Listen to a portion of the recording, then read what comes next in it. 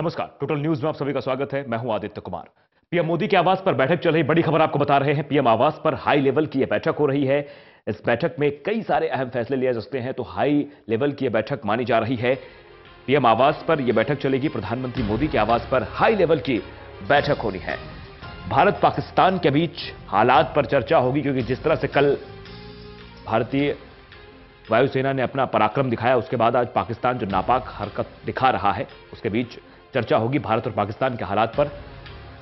PM Modi ने high level की बैठक अपने आवास पर बुलाई है। प्रदीप कुमार हमारे साथ संवाददाता जुड़ चुके हैं। प्रदीप, कौन कौन शामिल हो रहा है इस हाई लेवल बैठक में? देखिए, ऐसे हालात के बीच जब एलओसी पर तनाव बना हुआ है, वहां पर जिस तरीके से कार्रवाई की है भारत ने और जवाबी कार्रवाई में पाकिस्तान का F-16 विमान मार गिराया गया है, उसके बाद तनाव बना हुआ है और टेंशन बनी हुई है। लेकिन इस बीच पाकिस्तान अफवाह फैला रहा है, वीडियो और फोटो के जरिए अलग अलग क्लेम कर रहा है।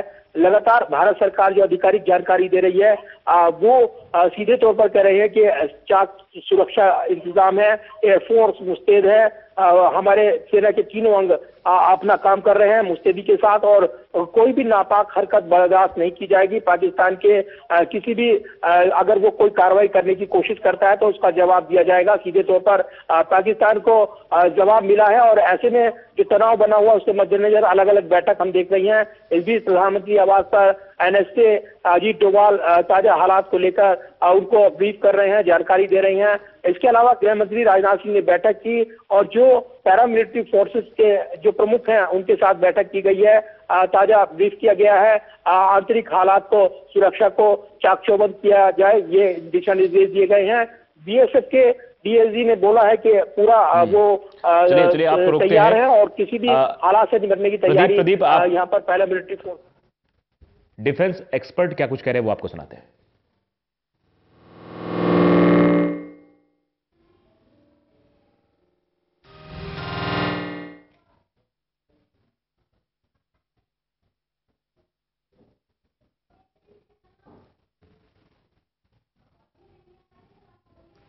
तो पीएम मोदी के आवास पर हाई लेवल की बैठक चल रही है और इसमें अजीत डोभाल जो कि राष्ट्रीय सुरक्षा सलाहकार हैं। Very clear messages. Firstly he has told them to exercise restraint on military action because we have not taken any military action. Secondly, he has also told them that they must take action on their terrorist groups. He is quite clear on that, and I think this is a good thing as far as India is concerned. जो US के secretary of state हैं, उन्होंने जो उनसे बात की है पाकिस्तान के फॉरेन मिनिस्टर से, वो बिल्कुल सही बात करी है। उन्होंने उनको बोला है कि भाई मिलिट्री एक्शन आपके खिलाफ कोई नहीं लिया गया है, तो आप मिलिट्री एक्शन एस्केलेट करने की बात ना करें और अपने यहाँ जो आपके यहाँ टेररिस्ट ग्रुप्स हैं आप उनको कंट्रोल करें, आप उनको बंद करें, ये टेररिस्ट कैंप्स को आप बंद करें। इस बारे में उन्होंने उनको साफ साफ बताया है। तो मेरे विचार से ये एक बहुत अच्छी स्टेटमेंट है और उन्होंने हम इंडिया को भी कहा है कि मिलिट्री एक्शन एस्केलेट ना किया जाए। तो इस किस्म के जो छोटे मोटे अगर वो मिलिट्री एक्शन लेते भी हैं तो वो हम उसको उसी लेवल पे रखना चाहेंगे, क्योंकि हमने मिलिट्री एक्शन की तो हमारी कोई अंदेशा नहीं है। मिलिटेंसी वो बंद कर दें, प्रॉक्सी वॉर बंद कर दें, हमारे लिए काफ़ी है।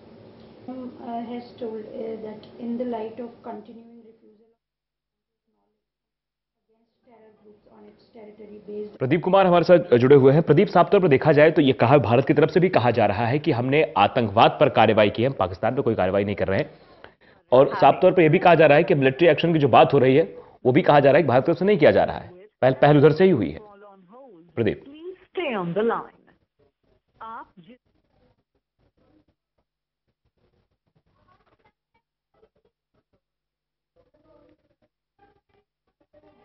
तो एनएसए डोभाल ने पीएम को हालात की जानकारी दी। जैसे हालात आज बन रहे हैं, कई सारी फ्लाइटें भी रद्द कर दी गई हैं, चंडीगढ़ से भी फ्लाइट रद्द हो गई हैं। उसके बाद अगर बात की जाए तो श्रीनगर से भी। The militants purely for this purpose. So I agree with the statement which has been given. देखिए, जो फॉरेन मिनिस्टर ने, एक्सटर्नल अफेयर्स मिनिस्टर ने जो हमारी बात कही है वो बिल्कुल सही है कि हमने उम्मीद थी हमें कि वो लोग कुछ और फिदायीन अटैक करेंगे और उसकी ट्रेनिंग जो है वो बालाकोट में दी जा रही है। इसलिए हमने सिर्फ एग्जैक्टली उसी कैंप को जिसके बारे में हमें पूरी इंफॉर्मेशन थी, सिर्फ उसी को टारगेट किया है। ना हमने उनकी मिलिट्री को टारगेट किया, ना हमने उनके सिविलियन को टारगेट किया, ना हमने कोई ऐसी बात करी है कि हम लड़ाई चाहते हैं। हम कोई लड़ाई वड़ाई नहीं चाहते हैं। हमने तो सिर्फ उसी को अपने आप को बचाने के लिए ये एक्शन लिया है।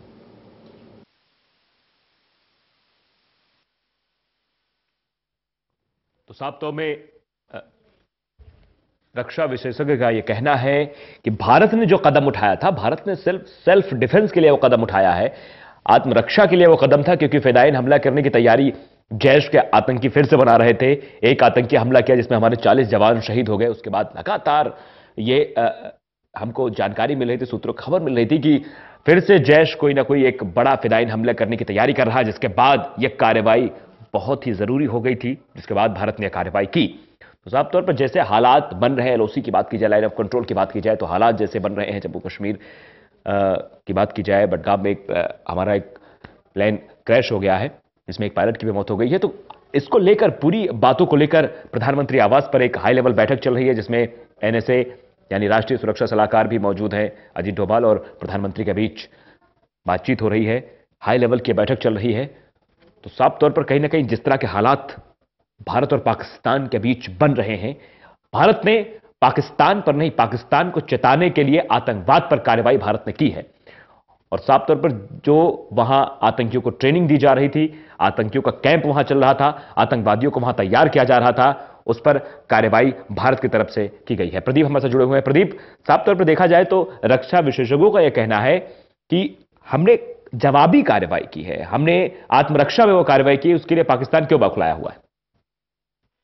देखिए, लगातार जिस तरीके से भारत ने अपना पक्ष रखा है, बड़ी मजबूती के साथ ये पक्ष रखा है, दुनिया को ये बताने की कोशिश की वो आतंक के खिलाफ कार्रवाई हुई है और आतंक को बर्दाश्त अब भारत नहीं करेगा, एक बड़ा मैसेज देते हुए एयर स्ट्राइक बालाकोट में की गई थी और पाकिस्तान तब से ही बौखलाया हुआ है। कल भी जो कूटनीतिक पहल भारत की ओर से की गई थी, तमाम देशों का समर्थन मिला है और ये कहा गया कि जिस तरीके से पाकिस्तान का आतंकवाद, प्रायोजित आतंकवाद और उसको लेकर लगातार उसको समय समय पर आगाह किया गया, दुनिया भर से लगातार उसको कहा गया कि वो अपने यहाँ के आतंकवाद को रोके। पुलवामा में आतंकवादी हमला हुआ और जिस तरीके से एक बार फिर नापाक हरकत की योजना बना रहे थे, आतंकवादी आत्मघाती हमले की तैयारी कर रहे थे, इस तरह के इनपुट भारत सरकार को मिले थे। कल विजय गोखले विदेश सचिव ने दो टूक कहा था कि इन इनपुट के बाद ही ये कार्रवाई की गई है। तो सीधे तौर पर ये मिलिट्री एक्सरसाइज नहीं थी, यानी मिलिट्री पाकिस्तान की आर्मी के खिलाफ ये कदम नहीं था, आतंक के खिलाफ कदम उठाया गया और आतंक को खुद पाकिस्तान कहता रहा है कि वो कार्रवाई कर रहा है। जब उसने कार्रवाई नहीं की तब भारत ने कार्रवाई की है। सीधे तौर पर ये बड़ा मैसेज था, क्योंकि सीमा पार ये कार्रवाई की गई, तभी से पाकिस्तान बौखलाया हुआ है। आज उसने जिस तरीके से एलओसी पर वहां पर तनाव बनाने की कोशिश की है, उसका जवाब दिया गया है। लिहाजा टेंशन तो दिख रही है, लेकिन कहीं ना कहीं अलग अलग जिस तरीके से जो इनपुट मिल रहे हैं पाकिस्तान की बौखलाहट को दिखाने वाले, उसके बाद ये जरूर कहा जा रहा है कि कोई भी आधिकारिक इंफॉर्मेशन जो सरकार की ओर से आती है उस पर ही भरोसा कीजिए। तो हम दर्शकों से भी अपील करेंगे, जो सोशल मीडिया में जिस तरह की खबरें आती हैं, जो कहीं ना कहीं अलग तरह की खबरें होती हैं, उनकी पुष्टि किए बगैर वो आगे बढ़ाते हैं और फिर उसके बाद उनका कोई भरोसा नहीं होता। ऐसी कई खबरें होती हैं, तो उन पर भरोसा ना करें, बल्कि भारत सरकार की जो आधिकारिक जानकारी आती है या जो ऑफिशियल इंफॉर्मेशन आती है उसी पर भरोसा करें। ऐसे वक्त पाकिस्तान अपना प्रोपेगेंडा कर रहा है, लिहाजा उससे सतर्क रहने की जरूरत है। बिल्कुल प्रदीप, साफ तौर पर देखा जाए पाकिस्तान की ये नापाक हरकत ये बयां करती है कि पाकिस्तानी सेना को आतंकवादियों से बड़ा प्रेम है, क्योंकि आतंकवादियों पर हमला पाकिस्तान भारत की तरफ से किया गया, तो पाकिस्तान क्यों बौखलाया हुआ है?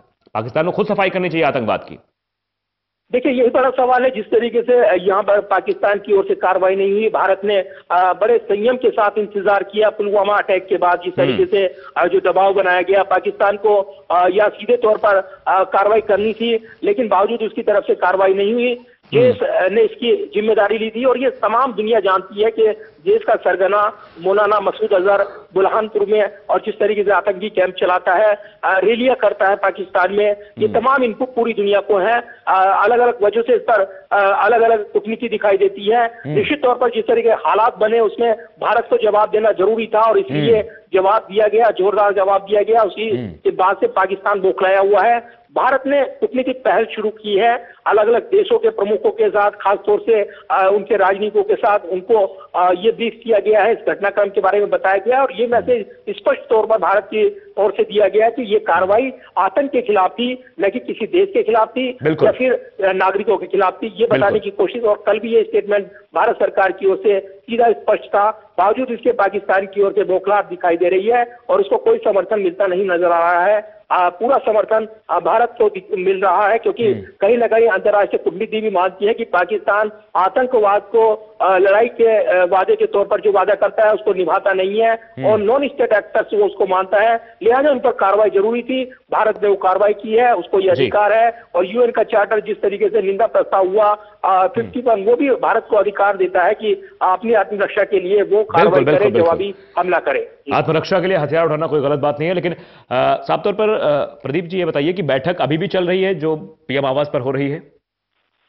देखिए बिल्कुल, और यहाँ एनएसए अजीत डोभाल, इसके अलावा आला जो अधिकारी हैं सुरक्षा के, वो जुड़े हुए ब्रीफ दे रहे हैं, सुरक्षा की समीक्षा की जा रही है। प्रधानमंत्री लगातार हर अपडेट ले रहे हैं इस पूरे घटनाक्रम के बाद और ये भी इनपुट मिल रहा है कि जिस तरीके से एलओसी पर तनाव बनाने की कोशिश हुई है पाकिस्तान की ओर से, वहां पर हवाई जो पायलट है हमारे, उनको 2 मिनट के नोटिस पर अलर्ट रहने के लिए कहा गया है। पूरी तरीके से मुस्तैद एयरफोर्स क्योंकि जवाबी कार्रवाई के लिए तैयार दिखती है और इसीलिए पाकिस्तान का जो जेट है, लड़ाकू विमान, वो मार गिराया गया है। सीधे तौर पर देखें तो ये घटनाक्रम लगातार जो टेंशन है पाकिस्तान की ओर से कोशिश की जा रही है उसकी बौखलाहट का इशारा कर रहा है और इसीलिए अपनी तैयारियां चाक चौबंद रखने के लिए लगातार बैठक यहाँ पर दिखाई दे रही है। दिल्ली में गृह मंत्री राजनाथ सिंह ने पैरामिलिट्री फोर्सेस के प्रमुख के साथ बैठक की है, सुरक्षा के हालात की समीक्षा की है और ये भी माना जा रहा है कि प्रधानमंत्री सुरक्षा मामलों की कैबिनेट बैठक में समीक्षा करेंगे और कहीं ना कहीं उससे पहले उनको ब्रीफ किया जा रहा है, लगातार अपडेट को ले रहे हैं क्या हालात बने हुए हैं, क्योंकि एलओसी पर तनाव के बाद कहीं ना कहीं पाकिस्तान की कोशिश है कि वो थोड़ा डिस्टर्ब करे और भारत लगातार जवाब दे रहा है। एलओसी पर ये भी खबरें आई हैं कि पाकिस्तान की चौकियां तबाह की गई हैं, जिस तरीके से फायरिंग वहां से की गई थी पाकिस्तान की ओर से, रेंजर्स के मारे जाने की खबर है। तो पाकिस्तान पूरी तरीके से बौखलाया हुआ है और कहीं ना कहीं वो कोशिश कर रहा है कि थोड़ा डिस्टर्ब करे और उसका जवाब उसको माकूल मिल रहा है। प्रदीप, एक सवाल और अहम हो जाता है, पाकिस्तान की तरफ से पहली बार सीज फायर का उल्लंघन कितने समय किया गया? देखिए लगातार पाकिस्तान सीज फायर उल्लंघन करता है और लगातार कल जब ये कार्रवाई, ये खबर आई, उसके बाद पाकिस्तान ने जिस तरीके से बयान दिए वो सीधे तौर पर दिखा रहे थे, उसकी बौखलाहट की ओर इशारा कर रहे थे और उसके बाद एक कैंप को निशाना बनाने की आसिम की उन्हें कोशिश की थी, जिनका जवाब हमारे सुरक्षा बलों ने दिया था। उसके बाद से अलग अलग 12 जगह अलग अलग सेक्टर्स में उसने कोशिश की, नौशेरा की बात हो, कुछ सेक्टर की बात हो, वहां पर फायरिंग करी और उसके बाद उसको जोरदार जवाब मिला है। रात में भी ये कार्रवाई जारी रही थी और उसके बाद जब वायु क्षेत्र में उल्लंघन की खबर आई, न्यूज एजेंसी पीटीआई के हवाले से खबर फ्लैश की गई कि वहां पर वायु क्षेत्र का उल्लंघन हुआ है, भारतीय वायु क्षेत्र का, और उसमें पुंछ और राजौरी में बम गिराने की खबर भी पीटीआई के हवाले से दी गई। उसके बाद थोड़ा टेंशन बढ़ती दिखी थी और उसके बाद पाकिस्तान का फाइटर प्लेन मार गिराया गया। तो टेंशन तो बनी हुई है उस इलाके में, पाकिस्तान का प्रोपेगेंडा भी चल रहा है, लेकिन मुस्तैद हमारे जाबाज सैनिक और एयरफोर्स के जवान वो हर परिस्थिति के लिए तैयार दिखते हैं। लिहाजा चाक चौबंद इंतजाम एलओसी पर, कोई भी सरप्राइज एलिमेंट अब पाकिस्तान के पास नहीं बचा है, क्योंकि जिस तरीके से एयर स्ट्राइक करके जवाब दिया गया है, आतंक को करारा जवाब मिला है, उसके बाद पाकिस्तान की बौखलाहट लगातार दिखाई दे रही है। लिहाजा जवाब उसको लगातार मिल रहा है और इसके बाद लगातार बैठक के सिलसिले भी जारी हैं, जो दिल्ली में लगातार अलग अलग बैठकें हम देख रहे हैं। चलिए, तमाम जानकारी के लिए बहुत बहुत शुक्रिया आपका प्रदीप।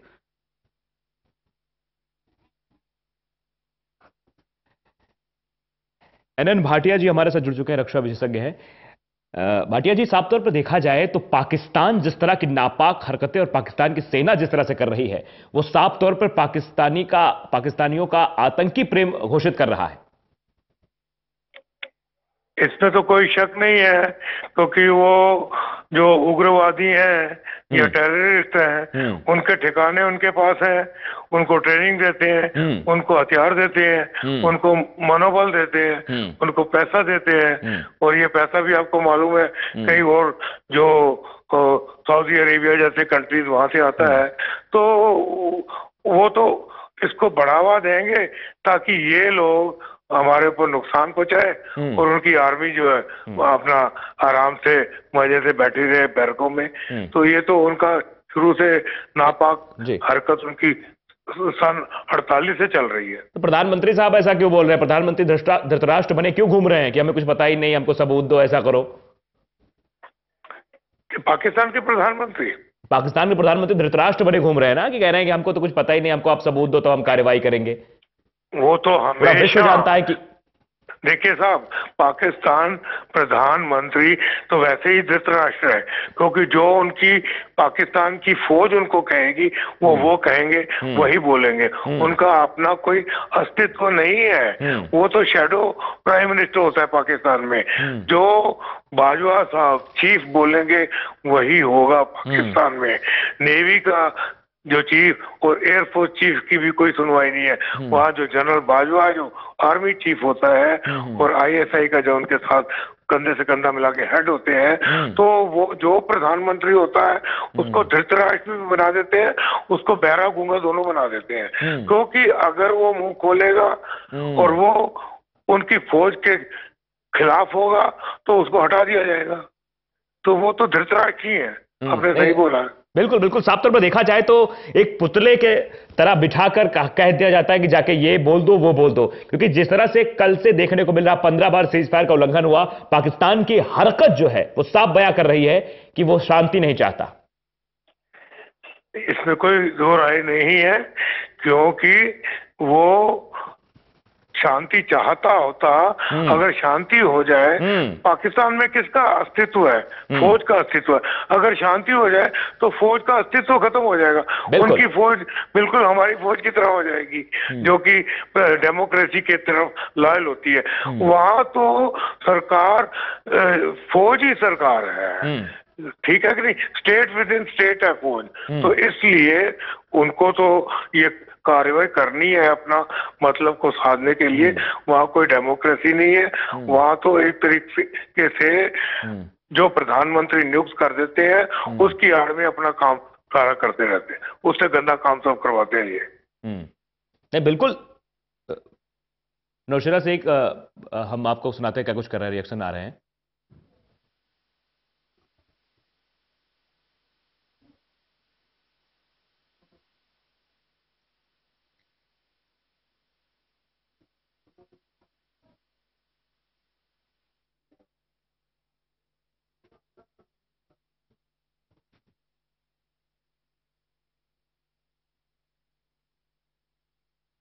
चलिए भाटिया जी, एक सवाल कहीं ना कहीं और अहम हो जाता है, क्योंकि जिस तरह से हमको मिल रहा था, जानकारी सूत्रों के हवाले से आ रही थी कि एक और वहां फिदायीन हमले की साजिश हो रही है, तो हमने आतंकवाद पर कार्रवाई की है। यह बात क्यों नहीं समझ रहा पाकिस्तान? देखिए साहब, जब एक बार हमने कार्रवाई की उसके ऊपर, उसके बाद उनका रिएक्शन क्या होगा उसके ऊपर हमारी फौज का, हमारी देश का, सरकार का कंट्रोल नहीं रहता है। अब वो जो रिस्पॉन्ड करेंगे उनका क्या रिस्पॉन्स होता है, हमको अपनी फौज, अपने अर्धसैनिक दल और अपनी आंतरिक सुरक्षा बड़े हाई लेवल की करके रखनी चाहिए। क्योंकि ये भपकियों के साथ साथ हो सकता है प्रॉक्सी वॉर जो कि जो किया जाता है उसमें क्या होता है, हिडन वॉर है ये। किसी सॉफ्ट टारगेट को, जैसे वो उसको सॉफ्ट टारगेट के ऊपर हमला कर देते हैं। सॉफ्ट टारगेट है अस्पताल है, रेलवे है, एयरपोर्ट है, होटल्स हैं, मॉल्स हैं, मेट्रो है। तो हमारी इन सब चीजों की आंतरिक सुरक्षा बहुत अच्छे लेवल की होनी है। अब वो तो जरूर जो हमारी स्ट्राइक हुआ है उसका कुछ तो वो उनके ऊपर असर होगा और उनको उसके ऊपर कार्रवाई तो कुछ करनी है। और अगर वो सच होता उनका अच्छे उनके दिल में आतंकवाद को खत्म करने का होगा तो वो तो कब का खत्म हो गया होता।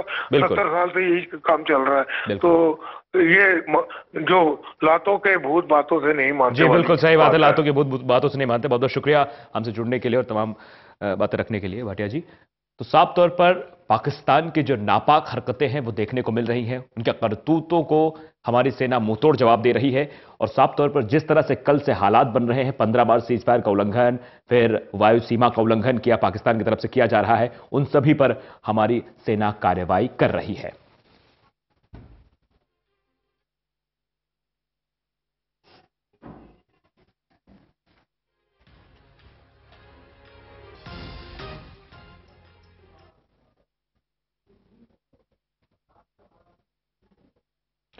बड़ी खबर आपको बता रहे हैं, जेटली का बयान आया, अरुण जेटली वित्त मंत्री का बयान आया है कि आज के हालात पर कुछ भी मुमकिन हो सकता है। जब लादेन को अमेरिका मार के गिरा सकता है तो कुछ भी हो सकता है। इसलिए जैश के आतंकियों को और मसूद अजहर को साफ तौर पर चेतावनी है भारत की तरफ से कि आज के हालात पर सब कुछ मुमकिन है। अरुण जेटली की तरफ से यह बयान आया है, अमेरिका लादेन को मार सकता है तो कुछ भी संभव हो सकता है।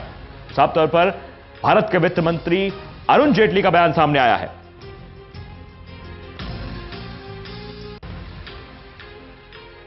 आज के हालात पर सब कुछ मुमकिन है, अरुण जेटली ने कहा है। जब अमेरिका लादेन को मार के गिरा सकता है तो कुछ भी संभव हो सकता है। तो साफ तौर पर चेतावनी के लहजे में वित्त मंत्री ने यह बयान दिया है और यह कहा है साफ तौर पर कि अमेरिका जब लादेन को मार सकता है तो कुछ भी संभव हो सकता है।